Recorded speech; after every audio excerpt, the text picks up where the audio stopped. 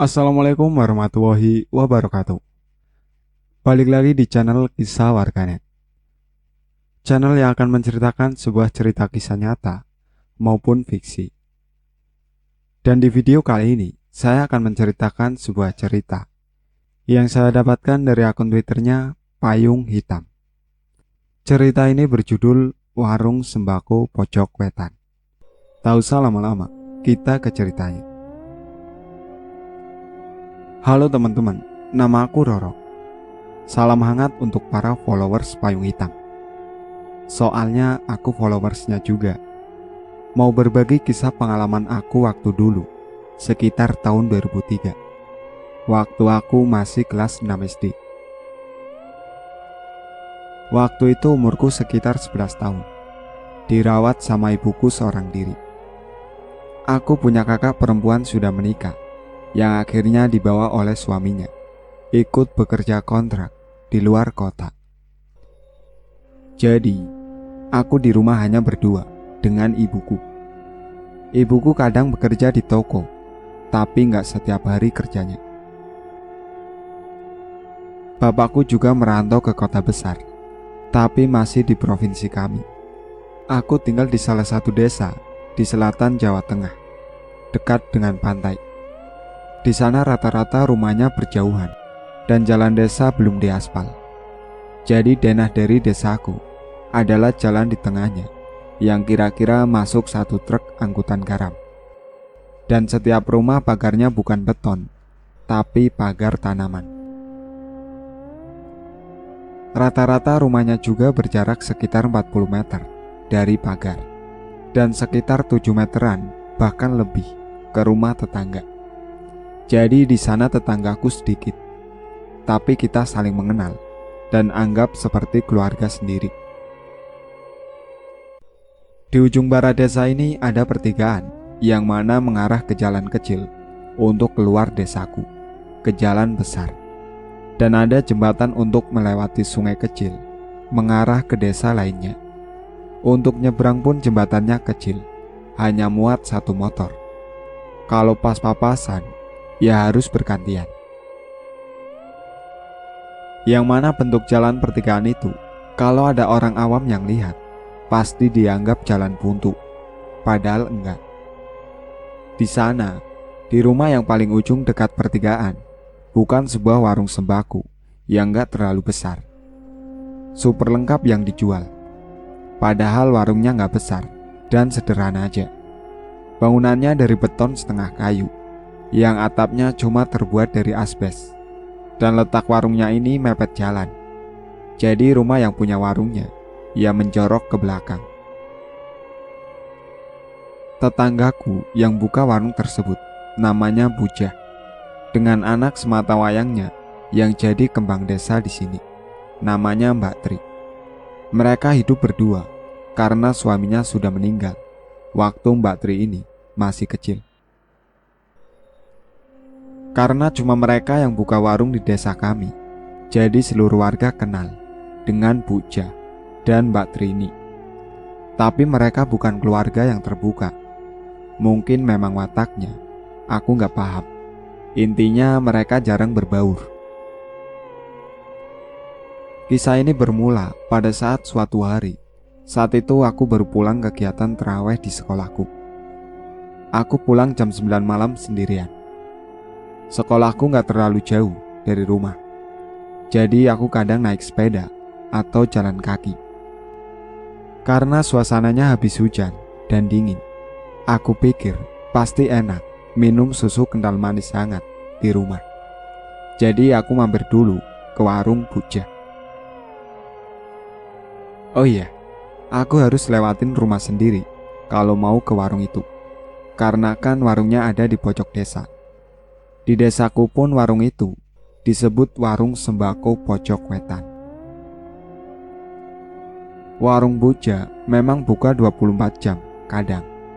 Dan untungnya saat itu warung Bujah masih buka. Aku celingak-celinguk, tengok kanan kiri, gak ada orang.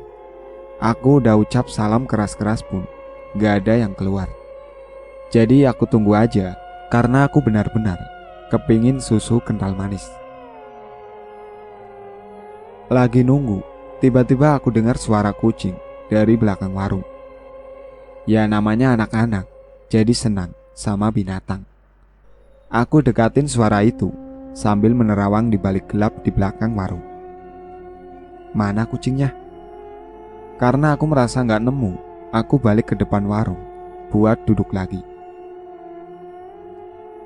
Tapi suara kucing itu masih kedengaran dekat dari warung. Aku balik lagi ke depan warung. Waktu sampai di depan warung, aku lihat ada sosok perempuan telanjang dengan rambut berantakan, serta tangan dan kakinya menyerupai burung. Dia bertengger di atas kursi warung yang aku duduki tadi. Aku terbelalak menyaksikan itu. Makhluk itu juga sambil mengeluarkan suara seperti kucing, sambil memaju-majukan wajahnya ke arahku seolah meledek. Aku yang kaku dan keringatku bercucuran di balik kerudungku. Entah makhluk apa itu. Aku langsung tak sadarkan diri, yang akhirnya aku terbangun beberapa saat kemudian di rumah Pak RT. Ibuku belum pulang bekerja saat itu, padahal sudah pukul 11 malam. Biasanya ibuku sudah pulang kerja jam 6 atau 7 sore. Aku sementara di rumah Pak RT sambil menunggu ibuku pulang dan menjemputku. Ternyata ibuku lembur, yang akhirnya dia menjemputku pulang pukul setengah 12 malam. Setelah kejadian itu aku sakit selama seminggu. Di hari ketiga aku sakit. Sebetulnya aku berangsur sembuh, tapi di malam ketiga itu, malam yang menurutku paling menakutkan. Saat itu aku lagi tidur lelap ditemani ibuku. Tiba-tiba aku bangun dan dengar ada suara soang milik tetangga yang berisik banget. Aku amati ibu yang lagi tidur di sebelahku, sama sekali gak bergeming. Aku pikir dalam hati, pules banget ibu, tidur sampai suara soang begini gak kebangun. Akhirnya aku pergi ke dapur untuk ambil air, karena aku gak bisa tidur lagi dan haus. Aku lihat juga jam ternyata udah menunjukkan pukul setengah 2 malam. Dari jendela dapurku, kebetulan dapurku ada di belakang rumah. Aku gak bisa lihat suasana di luar tempat soang itu. Akhirnya aku keluar halaman belakang rumah. Maksudnya mau menenangkan si soang yang dari tadi berisik dan memastikan soang milik siapa itu. Di halaman belakang aku lempar soang-soang itu pakai ikan, bekas lauk makan malam tadi. Waktu sambil ngasih makan, aku sambil bilang, "Hus, hus." Tapi tiba-tiba ada yang ngikutin. Aku kaget, bingung. Awalnya aku pikir pemilik soang itu. Mungkin gak terima soangnya aku kasih makan. Tapi suaranya dari arah tengah kebun yang gelap gulita. Aku mematung takut sambil berharap pemilik soang itu kelihatan. Tapi gak ada orang yang nyamperin soang itu. Aku cepat-cepat masuk ke rumah dan lari ke kamar dan tidur di sebelah ibu. Malam itu aku kembali sakit dan sembuh 4 hari kemudian. Yang kalau ditotal, ya aku sakit selama 1 minggu. Pokoknya semenjak aku sakit itu, kesaksian dari keluargaku bahkan warga di desaku sering anggap aku aneh. Tingkahku seperti gak biasa. Gelagat aku seperti wanita dewasa, padahal aku masih jauh dari masa balik atau puber. Ini dari cerita ibuku, karena waktu itu aku sering lupa sama yang aku kerjakan, alias gak sadar. Contohnya, aku pernah dikasih uang oleh padeku dari luar kota. Memang padeku ini biasa ngirim uang jajan untuk keponakan-ponakannya. Biasanya uang jajan ini dipegang ibuku, dan setengahnya aku pegang. Kadang aku tabung, kadang aku buat jajan. Waktu itu aku belanjakan semua uang dari padeku untuk beli beberapa riasan wanita. Dan yang paling ibuku bingung, aku beli sepatu teplek, flat shoes. yang ukurannya 38, padahal ukuran kakiku 34 atau 35. Ibuku awalnya mengira sepatu itu untuk dia. Dengan nada bercanda, ibu minta sepatunya. Tapi aku menyangkal dengan emosi. Aku bilang, itu sepatuku yang bakal aku pakai buat main. Pokoknya gak sudi lah sepatuku itu disentuh ibu. Ibuku cuma pasrah aja karena mau marah pun gimana, karena sepatunya sudah kubeli. Beberapa hari setelah membeli sepatu itu, aku juga susah disuruh berangkat sekolah. Bahkan seringkali aku ngambek dan ngamuk. Segala perkataanku, pola pikirku, seperti orang dewasa. Yang mana ibuku bingung, aku belajar dan menyontoh siapa. Karena aku cuma berinteraksi dengan orang dewasa, ya cuma ibuku dan bapak. Kalau kakak dan kakak ipar, malah jarang. Sampai satu ketika gak ada angin, gak ada hujan. Aku tidur 18 jam, gak bangun. Menurut kesaksian ibuku, waktu itu aku dianggap alasan aja, gak mau sekolah. Tapi aku betul-betul tidur. Ibu tunggu sampai 16 jam, aku tidur. Barulah beliau panik. Ibu langsung menelpon kakakku, kakak iparku, dan bapakku. Aku langsung dibopong ke rumah sakit, yang akhirnya aku dinyatakan koma karena ada benturan keras di kepalaku. Padahal ibuku udah ngotot ke dokter yang menanganiku kalau gak ada kecelakaan sebelumnya. Sebelum tidur pun aku sendiri merasa tidur biasa, yang normalnya manusia, tanpa merasa sakit apapun. Tapi hari itu aku gak kunjung bangun. 1 hari, 2 hari, tidurku sampai di hari kelima, aku tetap koma. Bangun dari koma, aku kaget di hadapanku ada ibu, suster, dan 1 orang yang aku gak kenal, memakai pakaian muslim warna putih dengan perawakan tua. Di sana bapak tua itu langsung bilang, "Kan saya udah bilang, ibu tenang aja, Roro bakal bangun." Ternyata laki-laki tua itu adalah seorang kiai. Atau apa aku gak paham juga. Dari penampilannya sih seperti itu. Dan beliau bukan dari desa kami. Pantas saja aku gak pernah lihat beliau. Ibuku langsung memelukku sambil menangis. Aku makin bingung. Dan kenapa aku di rumah sakit. Disitulah aku mulai menceritakan bagaimana yang aku alami selama koma. Waktu itu aku bangun dan ngerasa tidur sebentar, sekitar 8 jam. Padahal posisinya di situ, aku cuma terbangun di alam bawah sadar. Aku bangun di keadaan yang berbeda. Tubuh ngerasa berat dan aku terbangun entah di mana. Waktu aku jalan keluar, aku mulai aktivitasku merendam pakaian. Selesai itu aku sarapan pagi. Selesai sarapan, aku keluar rumah dan aku sadar di situ ada bangunan kecil lain di depan rumah. Yang itu gak asing, yaitu warung sembako Pojok Wetan. Aku jalan menuju warung dan aku lihat di situ Buja sedang membenahi beberapa dagangannya. Buja menegurku ramah. Kemudian aku duduk sambil beberapa kali kebingungan kenapa aku di sini. Tapi beberapa kali aku mengerjakan sesuatu yang aku sebenarnya gak kepengen kerjakan. Tapi aku gak bisa kontrol diriku harus bergerak gimana atau melakukan apa. Menjelang malam, masih di kondisi alam komaku, aku tetap beraktivitas di rumah Buja tanpa segan, juga tanpa ada rasa ingin pulang. Jadi gini, kalian pernah kan mimpi, tapi kalian bingung lagi ngapain. Tapi kalian tetap gak bisa ngontrol kalian mau ngapain di mimpi itu. Ya gitu deh kira-kira rasanya. Aku beraktivitas layaknya pemilik rumah, mencuci baju, beres-beres rumah, melayani pembeli yang ke warung. Tapi anehnya, aku gak ketemu Mbak Tri di rumah itu. Dalam hati aku bertanya juga, kemana Mbak Tri? Hari-hari berjalan.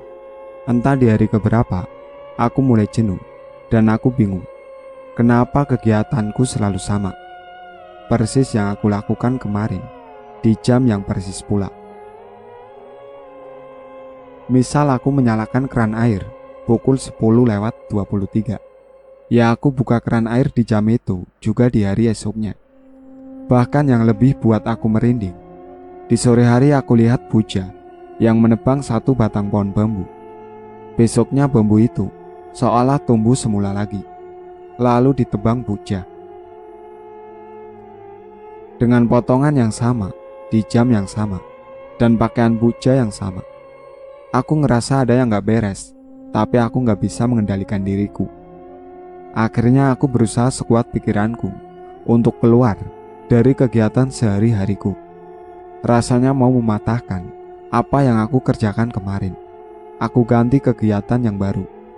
Aku mengontrol diri sendiri juga untuk bisa keluar dari kegiatan yang kemarin. Aku memberanikan diri keluar dari rumah Puja, dan aku lihat lingkungan yang gak seperti biasanya. Padahal di hari-hari sebelumnya, menurutku banyak orang yang bolak-balik ke warung. Tapi kemana perginya mereka semua? Suasana desa sunyi, seperti tak berpenghuni. Tapi aku juga mendengar berbagai suara aneh, seperti hewan-hewan yang meraung, dan suara orang-orang menangis di sekelilingku. Karena aku gak nyaman dan ketakutan, aku akhirnya balik lagi ke rumah Puja. Saat itulah ada laki-laki muda yang menyambutku di ruang tamu. Tanpa aku kenal dan sangat asing perawakannya. Dia duduk di ruang tamu dan langsung aja makan semua jajanan pasar yang ada di meja. Berasa udah kenal lama. Tiba-tiba laki-laki itu memberiku sebuah bingkisan, entah apa itu. Aku lihat juga Puja yang sangat berterima kasih ke laki-laki itu. Kemudian laki-laki itu cipika-cipiki dengan Puja sebelum keluar rumah dan pergi. Ada perasaan bahagia yang belum pernah aku rasakan ketika laki-laki itu ada di hadapanku, dan juga bingung siapa laki-laki itu. Keesokan harinya dengan kegiatan yang sama seperti hari sebelumnya, tapi laki-laki itu gak datang lagi.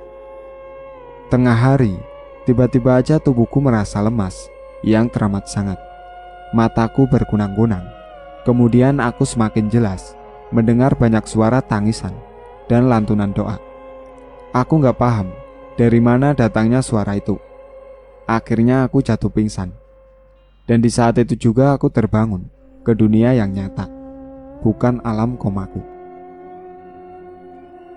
Seperti yang sudah aku jelaskan, aku bingung. Di sekitarku banyak orang. Setelah aku bangun, aku langsung dibawa pulang oleh keluargaku. Di rumah aku seperti didoakan oleh bapak tua yang tadi ada di rumah sakit, sambil sesekali dipeluk ibu, bapak, kakak, dan kakak iparku. Aku merasa ikut sedih karena semua anggota keluargaku menangis. Aku paham dan gak paham apa yang telah terjadi. Yang aku paham, ada yang salah dengan diriku karena segalanya terasa aneh di tubuhku ini. Setelah beres semua, akhirnya kiai itu pergi pamit dengan menitipkan kantung berisi biji-bijian dan rempah yang selalu harus aku bawa kemanapun, dan juga memberi secari kertas bertuliskan nomor telepon untuk menghubungi kiai itu kalau kedepannya ada masalah lagi. Di sini belum berakhir keanehan yang aku alami. Aku merasa sering diamati, entah dengan siapa, tapi bisa aku pastikan aku sedang sendirian. Dan yang membuktikannya itu selalu ada genangan air yang berbau amis ikan dan dikerumunin lalat. Awalnya aku melihat di sekolah. Selesai pelajaran olahraga, aku berteduh di bawah pohon randu besar, favorit murid-murid, karena memang adem banget. Di situ tercium bau amis ikan yang entah di mana asalnya, dan baunya kadang datang, kadang pergi. Aku lihat di sekeliling gak ada sampah ikan atau genangan air sampah sama sekali. Yang akhirnya aku pindah ke kelas untuk sekalian bersiap ke pelajaran berikutnya. Tapi ternyata bau itu tetap mengikuti. Aku cari di mana sumbernya. Ternyata sekarang aku lihat ada genangan air di atas kursi kosong di seberang kursiku. Aku duduk di tengah, jadi kursi itu agak mepet dengan tembok. Aku tutupi kertas sobekan, maksudnya supaya siapapun yang nantinya duduk di situ gak akan kebasahan.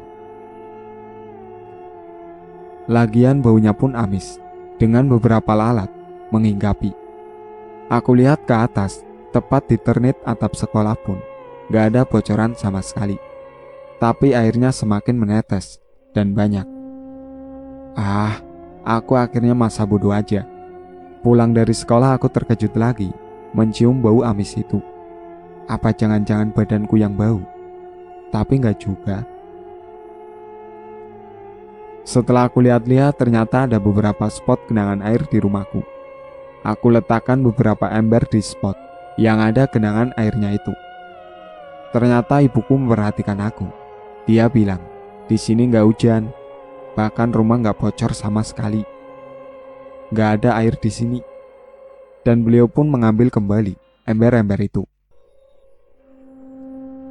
Aku juga heran kenapa aku lihat di sana becek, tapi ibuku bilang gak ada air. Tapi aku nurut aja karena mungkin aku ngerasa cuma kelelahan aja. Suatu ketika, suatu malam ibuku mengajakku makan pecel lele. Dan di situ, selama perjalanan di atas sepeda ontel ibu, aku mulai melihat beberapa hal gak wajar. Mulai dari ada beberapa cahaya kuning di belakang punggung orang yang ada di jalan.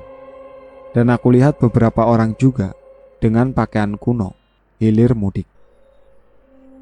Yang paling mengejutkan, di belakang warung pecel lele itu, aku lihat ada sosok yang pernah aku lihat.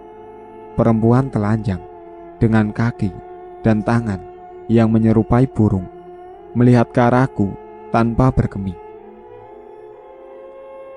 Aku ketakutan dan melihat di arah yang lain. Aku lihat ada seorang bapak-bapak di seberang jalan menatapku dengan mimik memaki dan seolah mengutuk.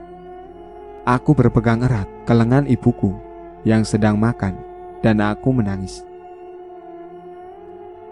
Karena merasa gak enak dengan pengunjung lain, akhirnya aku dibawa pulang oleh ibu. Sampai di rumah, aku ditenangkan oleh ibu. Ibu menyuruhku tidur duluan, sedangkan beliau bakal nyusul. Tapi sampai di kamar, aku dibuat bingung karena kasurku basah, bau amis, dan banyak lalat. Aku teriak memanggil ibuku. Kata ibu, kasurnya gak basah sama sekali. Bahkan beliau dengan santainya tiduran untuk membuktikan kasurnya gak basah. Aku semakin takut, dan karena melihat mimik ibuku yang panik, aku menangis dan gak mau melepaskan pelukan dari ibu. Akhirnya ibu memanggil Pak Kiai kemarin serta ayahku yang diminta pulang malam itu juga. Malam itu juga aku diruqyah di tengah prosesi itu. Pak Kiai tiba-tiba berbicara pada tembok di belakangku.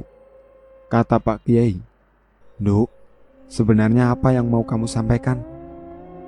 Baru mau aku jawab, tiba-tiba Pak Kiai itu bilang lagi, "Besok kami ke rumahmu. Sekarang pulang ya. Adik ini mau istirahat." Lanjut Pak Kiai. Aku dan ibu terbelalak, penasaran melihat Pak Kiai mengatakan itu. Tiba-tiba Pak Kiai itu meniup bagian belakang kepalaku dan mengusapnya. "Besok pagi kita ke rumah yang di pojok desa ini. Ibu kenal kan sama tuan rumahnya?" Kata Kiai itu. "Kenal Pak. Besok saya antar." "Memang kenapa ya?" Kata ibuku yang penasaran. Tapi Pak Kiai itu gak menjawab dan pamit pulang, pergi meninggalkan kita. Ibuku cuma diam dan mempersilahkan Pak Kiai itu pulang. Esok harinya kami datang ke warung Puja. Di sana terlihat Puja sendirian membaca beberapa nota di warung. "Ngapunten Bu, Assalamualaikum, kita boleh bertemu sebentar?" Izin Pak Kiai itu. Puja mempersilahkan kami duduk dan mengobrol di ruang tamu. Aku kaget dan merinding. Aku gak pernah masuk ke rumah Puja sebelumnya. Tapi hari ini aku melihat ke seluruh isi rumah yang persis sama dengan yang aku singgahi saat koma. "Ibu punya anak gadis?" tanya Pak Kiai pada Puja di tengah basa-basinya. "Punya Pak," kata Puja yang ekspresinya seolah tahu sesuatu. "Ibu sudah ikhlaskan kepergiannya?" tanya Pak Kiai lagi. Puja memandang kami melotot dengan mata yang berkaca-kaca. Aku sempat bingung. Lalu bapakku bertanya pada Pak Kiai itu, "Mbak Tri maksudnya? Kan baik-baik aja Pak," kata bapak. Di situ dalam suasana yang canggung, kenapa sefrontal itu? Pertanyaan Pak Kiai dan bapak. Ibu cuma diam sampai Puja bicara. Sambil nada bicaranya terdengar bergetar. "Tri udah 2 tahun lalu meninggal. Sakit. Dia gak bilang sakit apa. Saya gak punya biaya untuk ngadain pengajian dan ngubur di TPU Pak." Jelas Puja yang perkataannya sulit dipercaya. "Mbak Tri ini yakin gak ada yang dia sembunyikan? Atau ibu belum ikhlas?" tanya Pak Kiai pada Puja. "Saya sudah ikhlas. Saya pun sudah lupa dengan Tri, karena saya sibuk urus warung dan kebun Pak," jelas Puja. "Ibu tahu Tri hamil?" tanya Pak Kiai itu yang membuat bapakku kurang enak berada di situ. Pertanyaannya semakin lama semakin intim dan rasanya menyakitkan. "Kok bapak bilang begitu?" tanya Puja. Di situ dijelaskanlah dengan Pak Kiai bahwa waktu beliau menyusulku ke alam komaku, ia sudah melihat sosok perempuan muda dengan raut wajah penuh penyesalan, berdosa, dan ketakutan. Pak Kiai gak bisa mendekati perempuan tersebut karena perempuan itu terlalu menganggap dirinya kotor. Perempuan itu tidak lain adalah Mbak Tri. Karena selama aku selesai koma, Pak Kiai ini kan memberiku sekantung biji-bijian dan rempah. Nah, di situ beliau juga masih memantau aku dan daerah sekitar, yang ternyata setelah dia mati, sebab akibat aku mengalami itu semua adalah arwah Mbak Tri. Awal mula kenapa aku bisa seperti ini, karena ada bakat yang ternyata diturunkan oleh buyutku kalau aku bisa melihat dunia gaib. Dan hal itu dimulai sejak aku lihat makhluk berkaki burung di depan warung Puja. Dan sejak itulah sebetulnya banyak sekali makhluk-makhluk semacamnya mencoba hinggap di tubuhku. Alasannya karena aku masih murni, polos, dan belum berdosa. Tapi dari sekian banyak makhluk itu, yang berhasil menunggangi ragaku adalah Mbak Tri. Entah kenapa makhluk di sekitar alam Mbak Tri semacam iri karena cuma Mbak Tri yang bisa merasuki aku. Dan karena itu juga, setelah aku koma, aku sering mendengar dan melihat hal-hal yang sulit dijelaskan dengan ilmiah. Puja menangis mendengar kejadian ini karena beliau kembali mengingat anak semata wayangnya. Tapi bapak justru bertanya, "Lawang baru seminggu lalu Mbak Tri ada di warung lho Pak," kata bapak ke Pak Kiai. "Nanti besok kita tahlilan aja Bu. Kita juga ke kuburan Mbak Tri. Kita tancapkan lagi batu nisannya supaya Mbak Tri menerima kematiannya," ucap Pak Kiai itu pada Puja. Puja setuju dan bilang ke seluruh warga untuk membantu menyiapkan acara tahlilan besok. Bapakku yang membantu Pak Kiai itu mengumumkan ke seluruh desa. Warga nampak terkejut dan gak percaya bahwa Mbak Tri sudah meninggal 2 tahun yang lalu. Karena selama ini Mbak Tri masih kelihatan sehat di sekitaran warungnya, tapi memang Mbak Tri nampak pendiam. Jika ada seorang yang menegur, Mbak Tri cuma mengangguk tersenyum. Waktu di warung pun, Mbak Tri cuma diam saja, seolah sibuk membenahi dagangan, tanpa pernah ada interaksi dengan warga. Esok harinya, waktu acara tahlilan digelar, Bu Ja kembali dihujani pertanyaan oleh warga dan Pak Kiai supaya mengaku apa yang sebetulnya terjadi. Dan Pak Kiai juga berniat untuk mengatasi kematian Mbak Tri yang masih misterius ini. Karena bapakku memohon juga pada Pak Kiai itu supaya aku bisa hidup tenang. Tri sakit, Pak.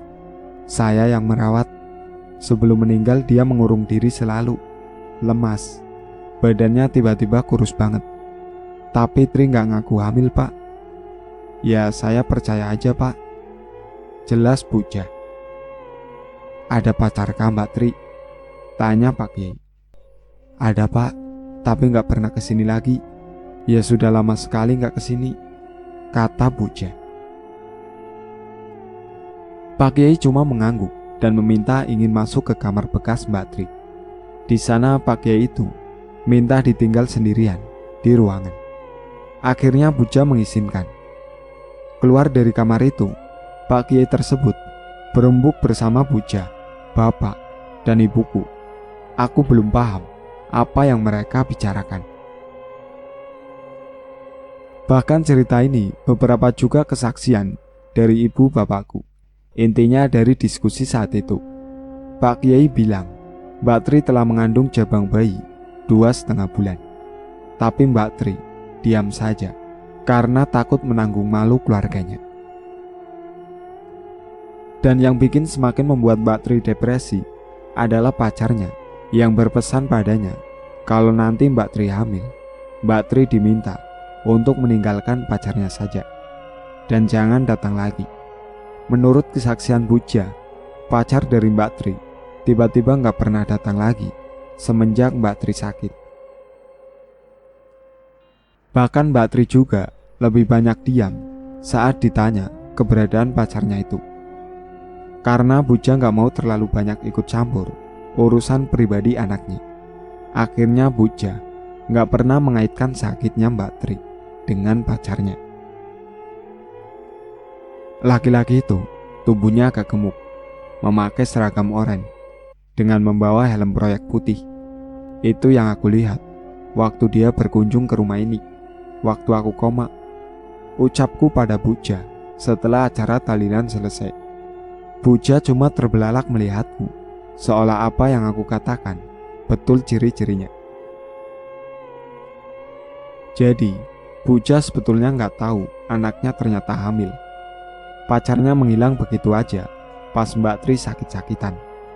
Dan gak lama dari sakit itu, Mbak Tri meninggal tanpa memberitahu warga desa kalau Mbak Tri meninggal.